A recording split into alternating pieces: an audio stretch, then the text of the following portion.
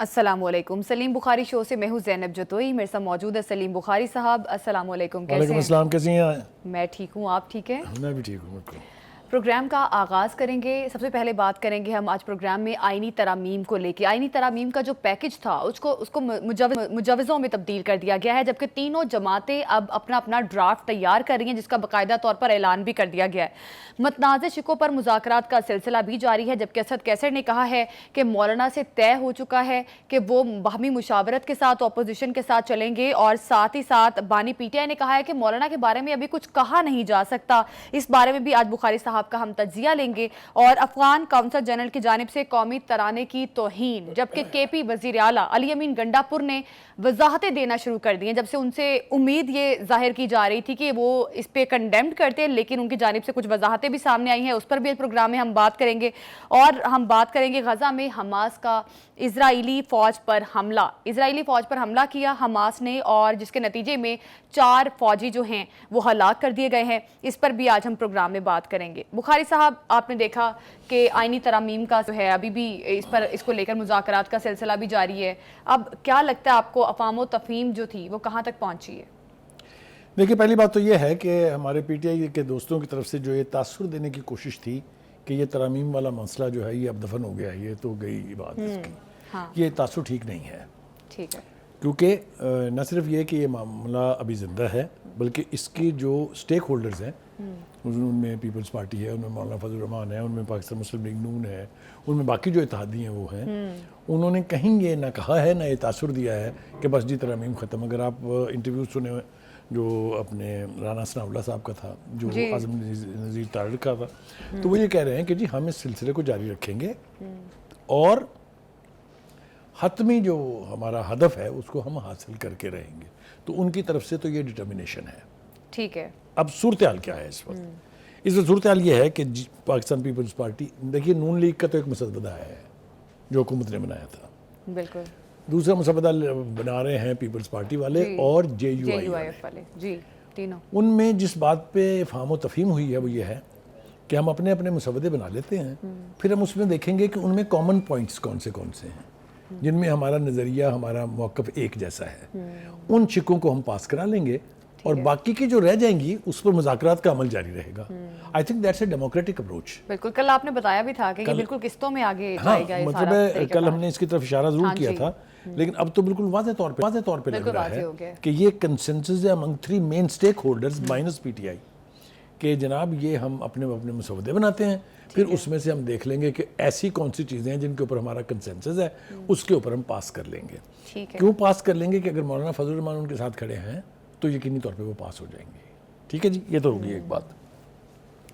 دوسری بات یہ ہے کہ بلاول بھٹو زرداری صاحب یہ کہتے ہیں کہ ہم جو مسودہ بنا رہے ہیں اس کو ہم بنائیں گے چارٹر آف ڈیموکریسی کے پروویژنز کی روشنی میں. ٹھیک ہے.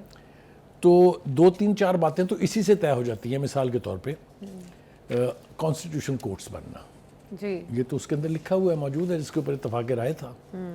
تو اسی طرح کی اور بہت ساری باتیں ہیں جن کا تذکرہ چارٹر آف ڈیموکریسی میں تفصیل سے موجود ہے. لہذا اس سے تو میرے خیال سے نہ مفر ممکن ہے نہ اس سے بھاگا جا سکتا ہے. تو وہ ساری چیزیں تو ہو جائیں گی. تو یہ تینوں سٹیک ہولڈر اس پر تو اتفاق کر لیں گے. ٹھیک ہو گیا جی. ٹھیک ہے.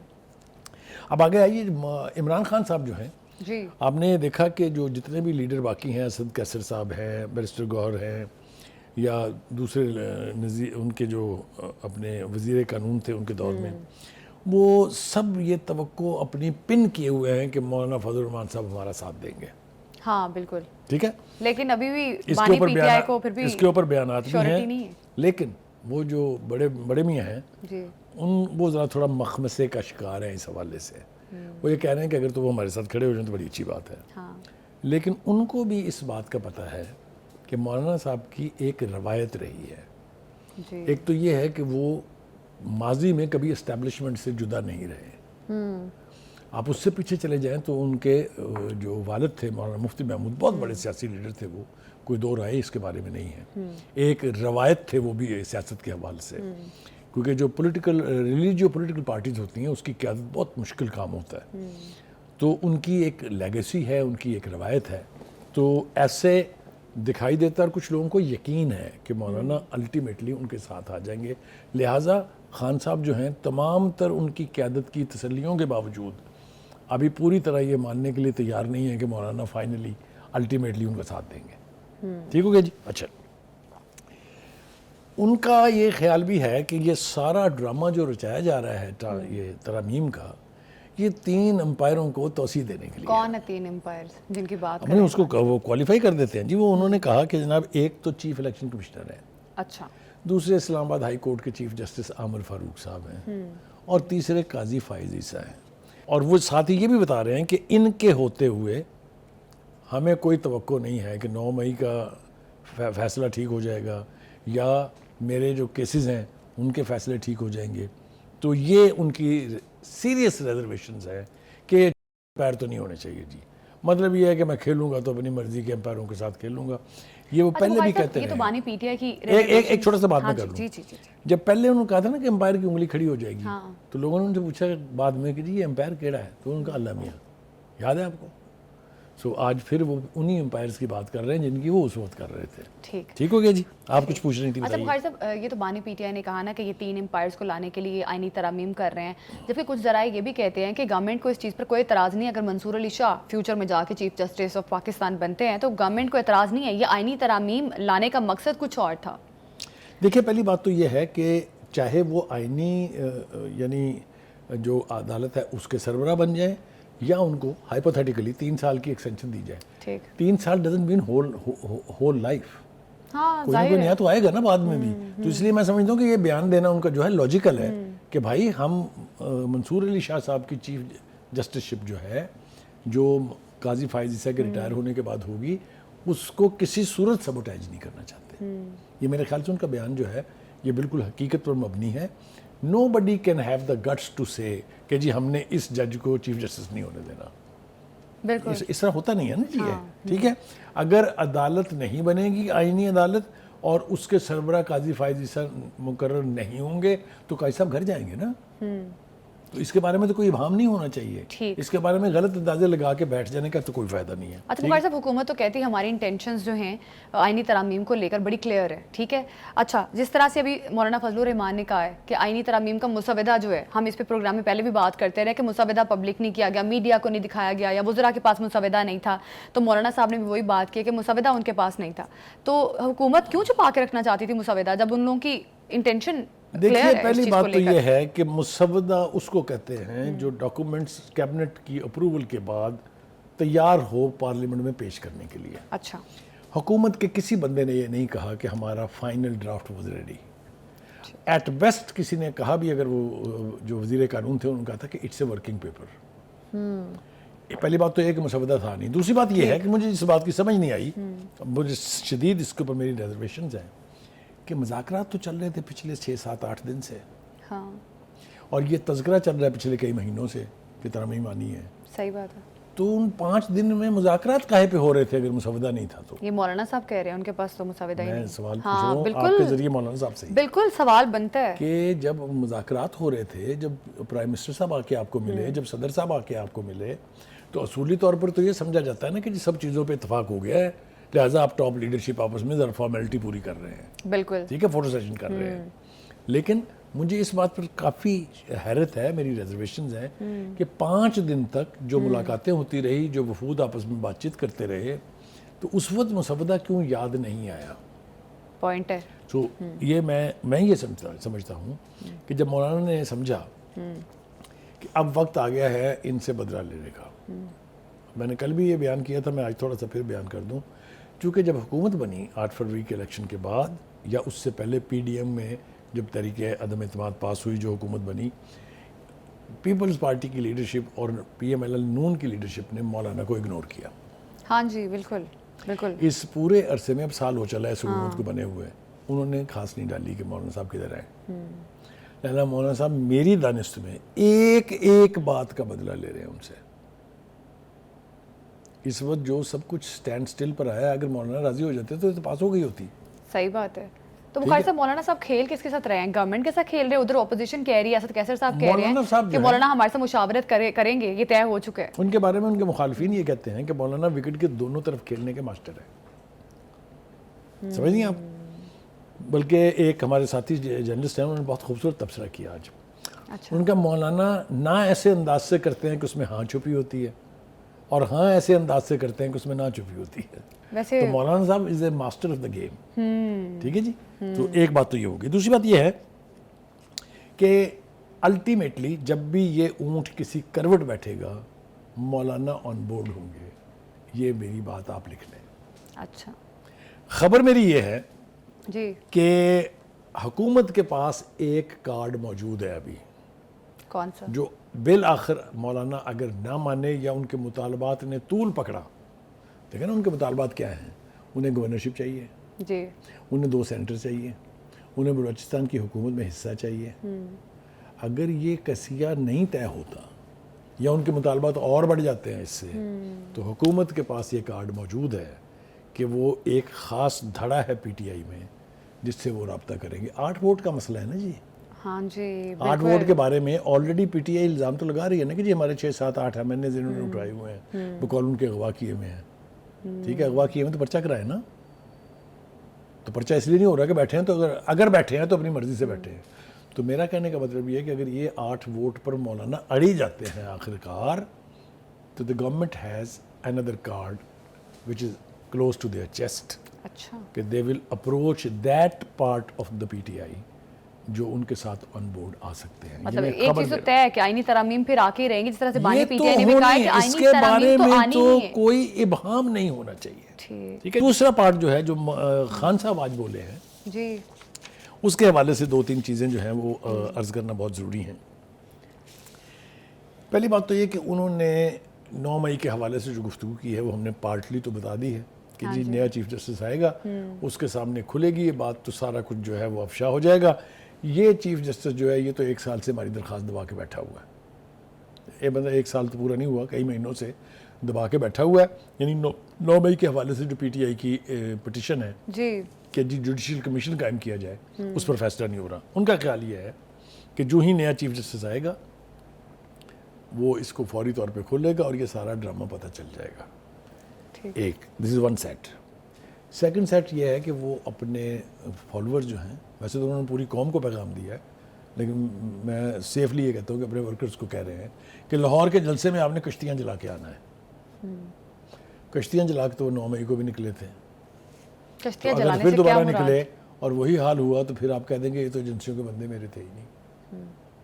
آپ مجھے بتائیں، ہم نے کئی دفعہ ذکر کیا ہے یہاں ان لوگوں کا جو اس وقت فوج کی کسٹڈی میں ہیں جی. For their offences against the defence installations اور ادروائز.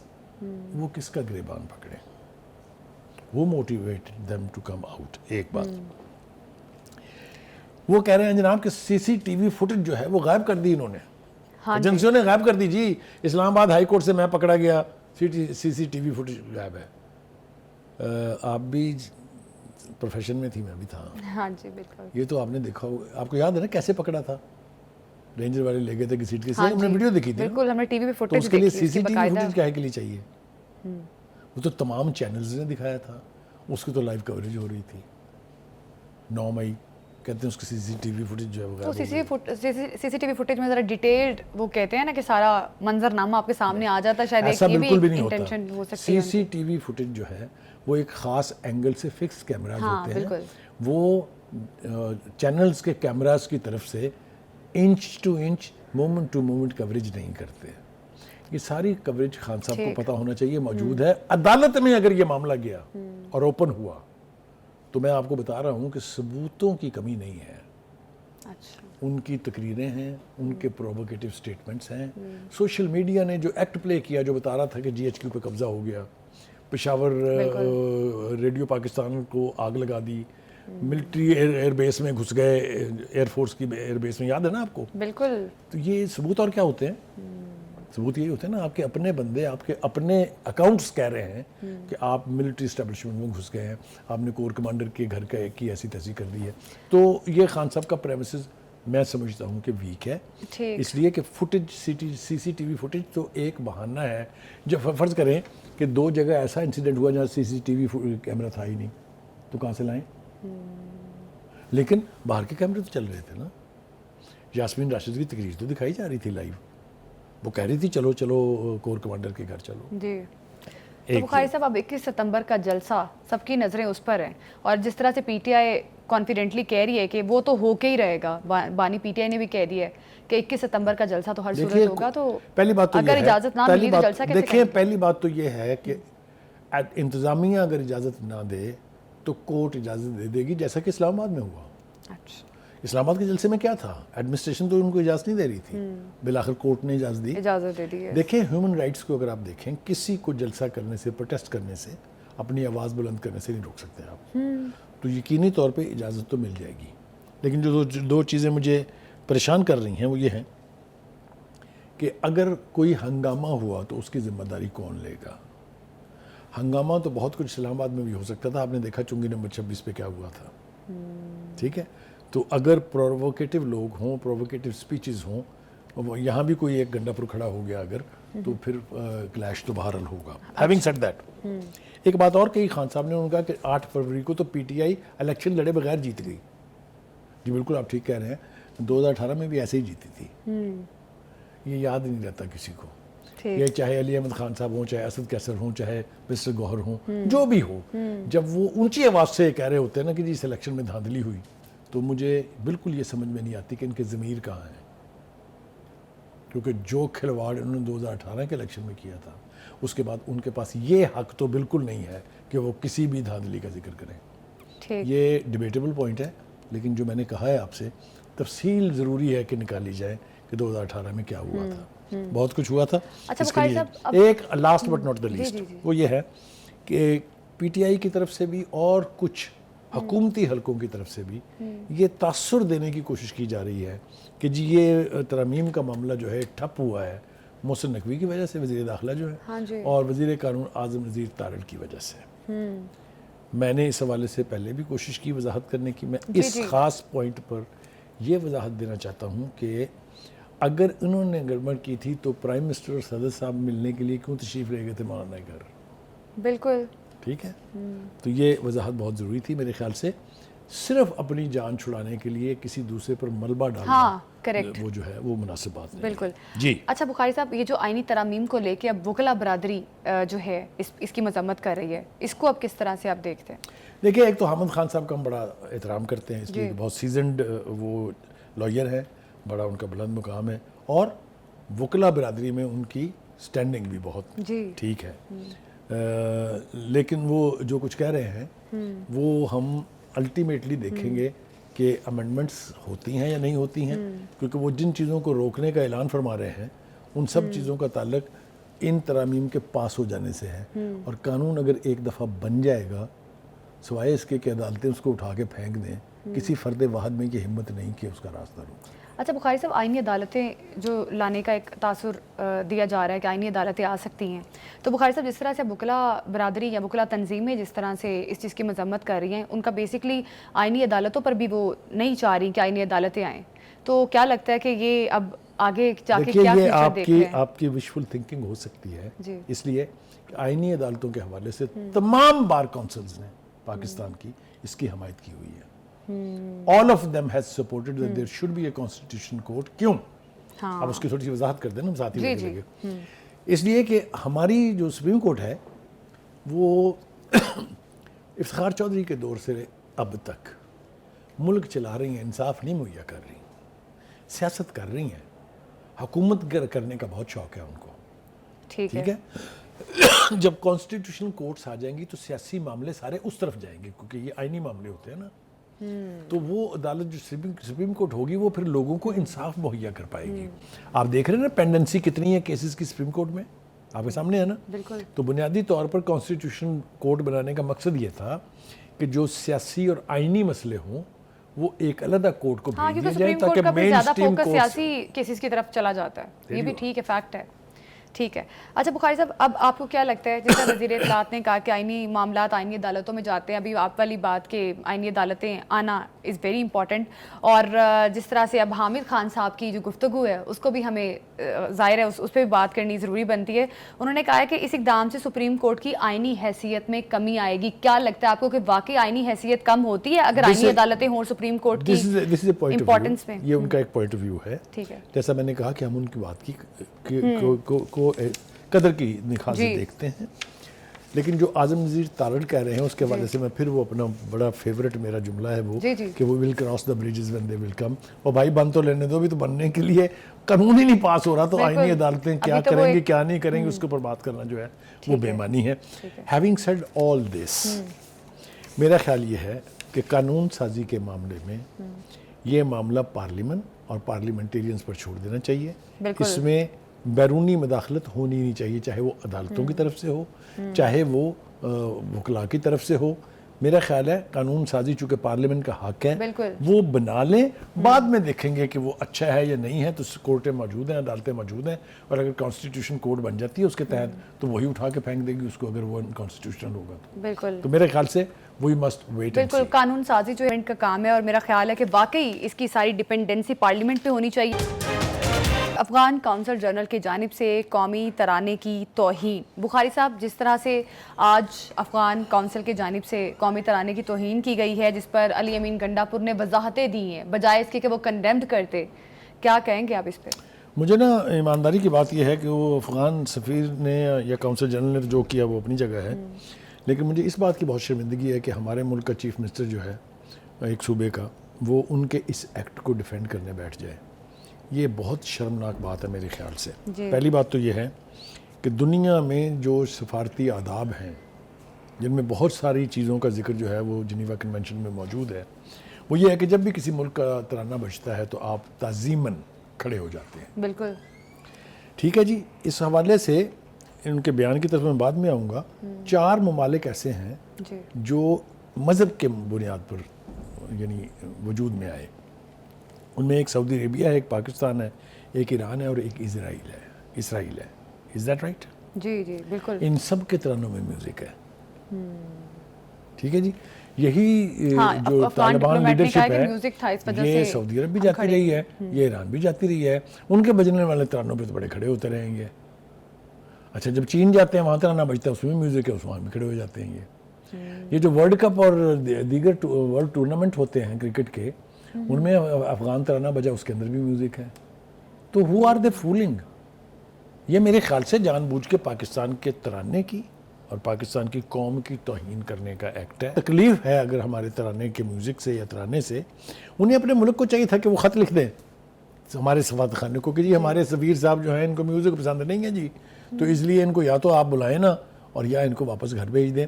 حیثیت ان کی پتہ کیا ہے, اسٹیٹس ان کا کیا ہے؟ He doesn't have even a passport. بالکل. وہ یہاں پر ان لوگوں میں موجود تھے جو U N H C R کے تحت یہاں ہم سے پیسے لے لے کے اپنا گزارا کرتے رہے, اور ایک کارڈ ان کو دیا گیا تھا جس کے اوپر وہ یہاں رہنے کے اہل تھے. وہی کارڈ پر وہ واپس گئے اور وہاں سے بغیر پاسپورٹ کے آ کے یہاں کونسل جنرل بن گئے ہیں. مجھے تو سمجھ میں نہیں آتی یہ کہ یہ اتنی رعایت کیوں کی جا رہی ہے ان سے. ان کو پرسونا نان گراٹا قرار دینے کا ایک اختیار فارن آفس کے پاس موجود ہے, اور اگر وہ ایسا کرتے ہیں تو یہ بھائی کسی اور ملک میں کوئی سفارتی عہدہ نہیں سنبھال سکتے. That is what the definition of persona non grata is. ٹھیک ہے. مجھے تو بہت اس بات کے اوپر یعنی تکلیف ہے کہ ہم نے ان کی یہ بات کیسے مانی ہے. اور پھر اوپر سے ترا یہ ہے کہ ہمارے چیف منسٹر صاحب, جس کی میں آپ کو مثالیں کئی حوالوں سے دیتا رہتا ہوں, وہ ان کے ساتھ مذاکرات کی بات کر رہے ہیں. وہ کہتے ہیں میں تو کروں گا, جو مرضی کر لیں, یہ چاہے ہمارے ترانے پہ کھڑے ہوں نہ ہوں, یہ چاہے پاکستان کو مانے یا نہ مانے, یہ پاکستان میں دہشت گردی کرتے رہیں, میں تو نہیں مانتا. یہ کیا رویہ ہے بھائی؟ یہ خدا کے واسطے چیف منسٹر کسی ایسے صوبے کا, اور خاص طور سے کے پی کے جیسے صوبے کا جو سینسٹیو صوبہ ہے, اس کو غیر ذمہ دارانہ بیانات نہیں دینے چاہیے, غیر ذمہ دارانہ ایکٹ نہیں کرنا چاہیے. یہ تو جناب ہو گیا ان کا اس حوالے سے بات. اب یہ جو چیک پوسٹیں ختم کر کے جرگہ سسٹم, اب یہ جو ہے یہ the most dangerous thing is جو اب جس کا ہم ذکر کرنے لگے ہیں, یہ پوسٹیں کیا ہیں؟ یہ وہ علاقے ہیں جو کچھ عرصہ قبل نو گو ایریاز تھے. یہ وہ علاقے ہیں جن کے اندر افغانستان سے بارڈر کراس کر کے آنے والے دہشت گرد جو ہیں انہوں نے اپنی پناہ گاہیں بنائی ہوئی تھی. یہ وہ دہشت گرد ہیں جن کا قلع کما کیا گیا تھا 2 بڑے میجر آپریشنز کے تحت. ایک ضرب العضب تھا اور دوسرا تھا رد الفساد. یاد ہے آپ کو؟ اس میں ہمارے نوجوان فوجیوں، خاص طور سے ہمارے ہاں ایک بات اور میں یہاں بتاتا چلوں کہ آفیسر اور جو سولجر ہے ان کی جو قربانیاں دینے کی ریشو ہے وہ دنیا میں سب سے بہتر ہے. دنیا میں بہت اچھی جو ریشو ہے وہ ہے کہ 1 آفیسر اور 15 جوان. ہمارے ہاں 1 آفیسر 5 جوان کے ساتھ 1 آفیسر اپنی جان کا نذرانہ پیش کرتا ہے.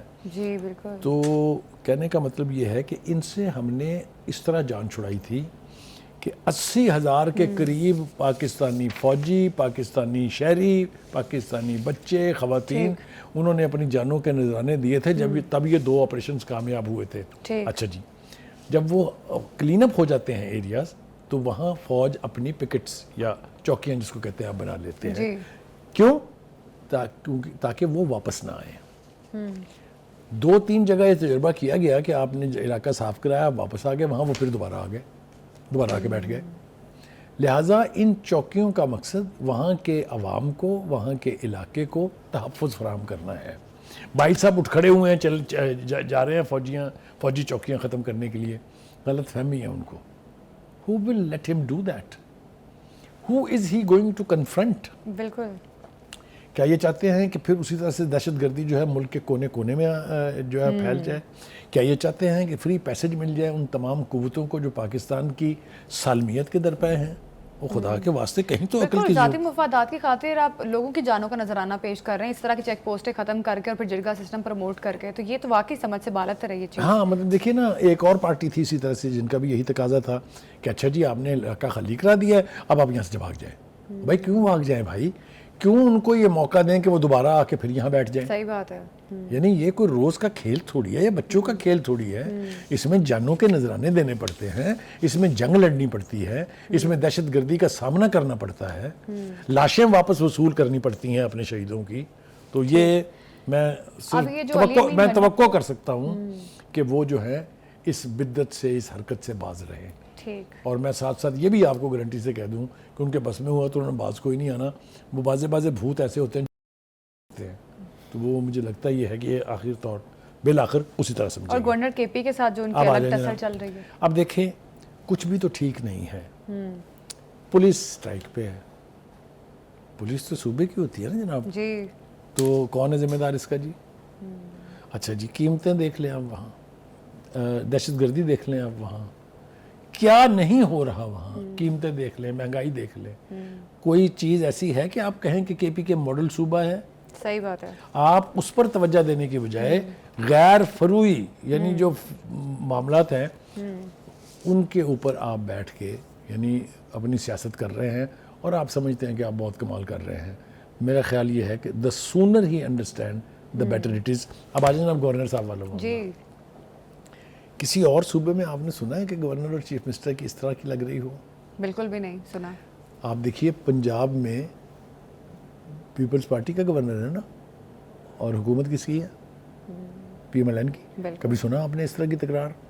سندھ میں تسوری ہے نا متحدہ کا اور پیپلز پارٹی کی حکومت ہے، سنا کبھی آپ نے اس طرح کا؟ بالکل نہیں. تو یہ جو سیاست کر رہے ہیں یہ اپنے لیے کانٹے بو رہے ہیں جو ان کو اپنی آنکھوں سے چننے پڑیں گے.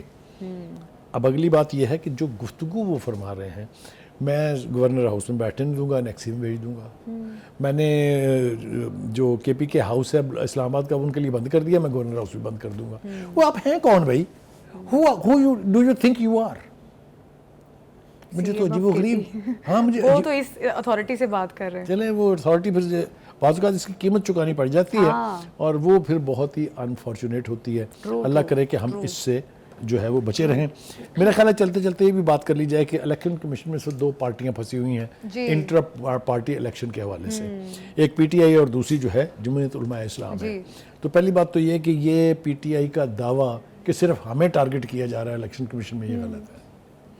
بالکل ایگزیکٹلی وہی صورتحال جے یو آئی کی بھی ہے کہ ان کے جو پارٹی الیکشن جو انٹر پارٹی الیکشن تھے ان کو الیکشن کمیشن نے نہیں مانا، اور اس دوران جو ہیئرنگ کر رہا تھا پینل، انہوں نے ایک ممبر سے پوچھا الیکشن کمیشن سے کہ اگر آپ انٹر پارٹی الیکشن کو الٹیمیٹلی تسلیم نہیں کرتے، منسوخ کر دیتے ہیں، تو اس کا نتیجہ کیا نکلے گا؟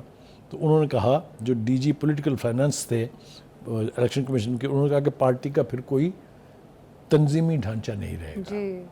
پہلے وہ آزاد اور سنی اتحاد والی بحث چل رہی ہے، بھگت رہے ہیں، ابھی تک 40 بندوں کا فیوچر طے نہیں ہوا ہے، اوپر سے یہ جو صورتحال جو ہے یہ بھی ہمارا۔ Last but not the least, Gohar صاحب اس حوالے سے کہتے ہیں کہ جی ہم نے تو الیکشن کرائے تھے، آپ نہیں مان رہے ہیں تو آپ کی بڑی زیادتی ہے، اور وہ کہہ رہے 2 اکتوبر پہ معاملہ حل ہو جائے گا۔ ہاں، ان کو توقع تو ہے، ان کا خیال یہ ہے کہ عدالتوں سے ان کو چونکہ ریلیف مل رہا ہے ہر ایک معاملے کے اوپر، تو یہاں سے بھی ان کو ریلیف مل جائے گا۔ آل سیڈ اینڈ ڈن، میرا خیال یہ ہے کہ ہمیں توقع یہی رکھنی چاہیے کہ بیٹر سینس پرویلز، بالکل جمہوری رویے اپنانے چاہیے ہمیں، اور عدالتوں کے احکامات کو تسلیم کرنا چاہیے۔ That is the only way that we can handle our national issues. بالکل۔ حماس نے اسرائیلی فوج پر حملہ کیا ہے جس کے نتیجے میں 4 فوجی ہلاک کر دیے گئے ہیں۔ بخاری صاحب، اب اسرائیلی میڈیا نے بھی اس چیز کی تصدیق کر دی ہے کہ 4 فوجی ان کے ہلاک ہو گئے ہیں، جس میں 3 کمانڈر تھے اور 1 فوجی خاتون شامل تھی۔